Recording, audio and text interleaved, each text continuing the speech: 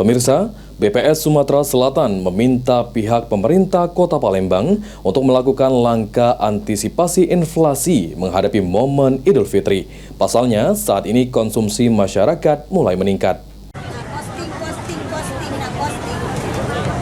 Kendati pada tahun 2024 lalu pertumbuhan ekonomi Kota Palembang sudah cukup baik. Namun pada Idul Fitri ini pemerintah Kota Palembang diminta menyiapkan langkah pengendalian inflasi. Kepala BPS Sumatera Selatan Muhammad Wahyu Yulianto mengatakan, meski pada tahun 2024 lalu pertumbuhan ekonomi Kota Palembang di angka 5,13% sudah cukup baik, bahkan dari nasional di angka 8%. Namun pada Idul Fitri ini pengendalian inflasi masih menjadi tantangan.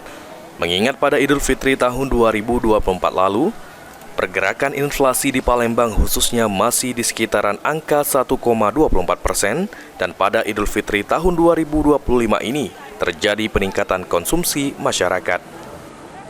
Kalau tahun lalu kan cukup terkendali ya di Kota Palembang, kurang lebih 1,24 gitu. Nah, sementara di bulan Maret ini ya tentunya sama tantangannya.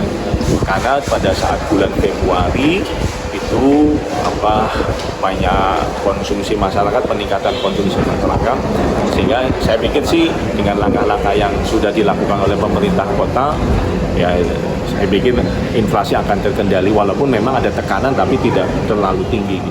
Ditambahkan Kepala BPS Sumatera Selatan, secara nasional pengendalian inflasi sudah dilakukan pemerintah dengan cukup baik, di antaranya dengan memberlakukan diskon di transportasi, tarif listrik, dan lainnya.